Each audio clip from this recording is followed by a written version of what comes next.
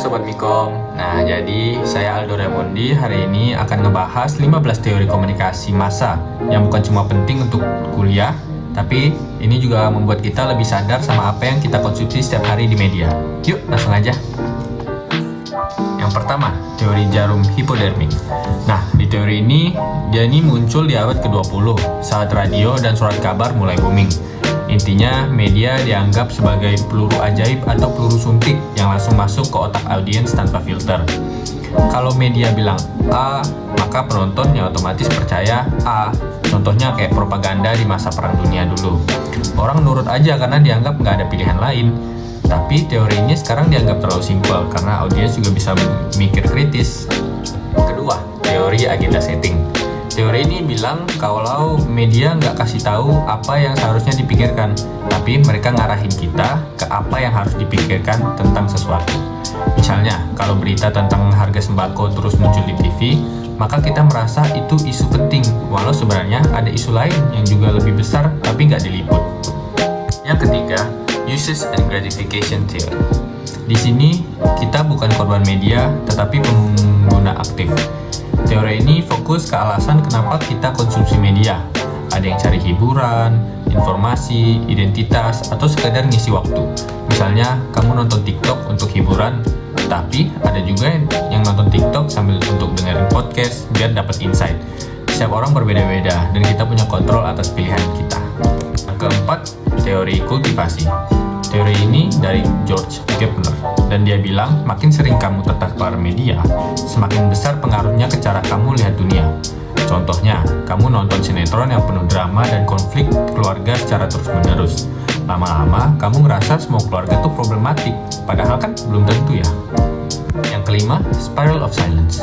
Teori ini datang dari Elizabeth Neumann. Jadi gini logikanya, kalau kamu merasa bahwa opini kamu itu minoritas atau banyak yang gak setuju dengan teori kamu cenderung diam karena takut dikucilkan atau dihujat.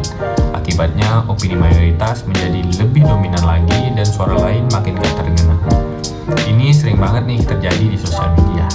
Yang keenam, ada teori disonansi kognitif.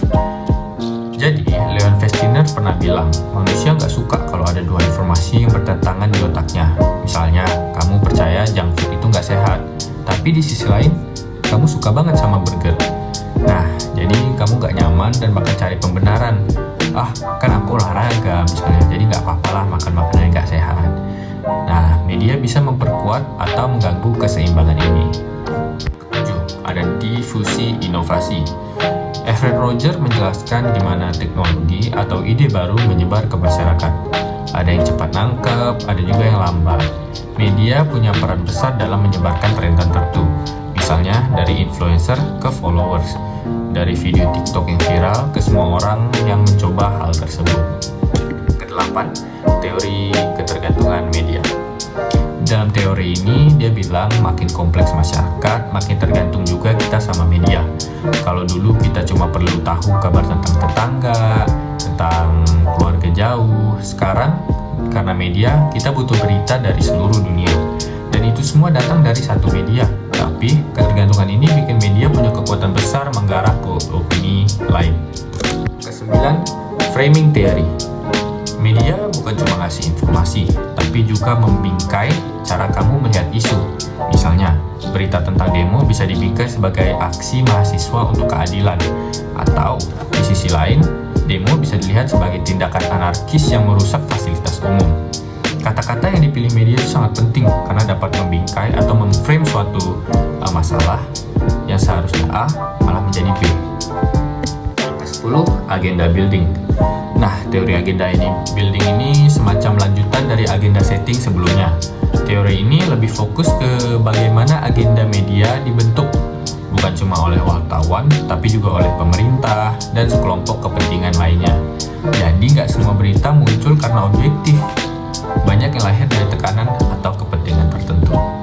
Yang ke-11, konstruksi sosial realitas. Media itu nggak cuma cermin dunia, tapi juga arsitek realitas. Mereka milih apa yang ditampilkan dan gimana caranya untuk ditampilkan.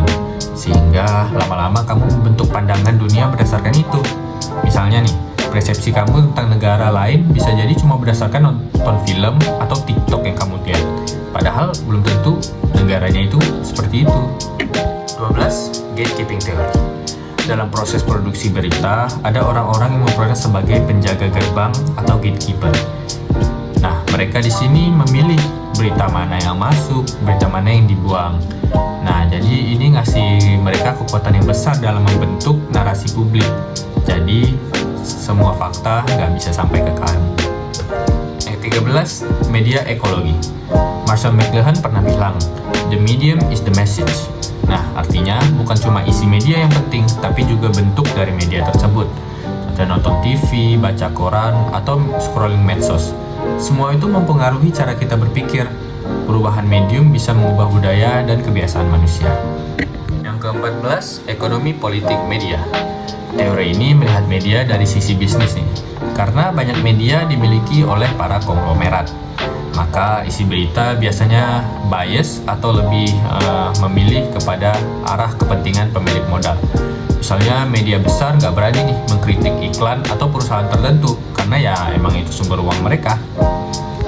Yang ke-15, two-step flow of communication.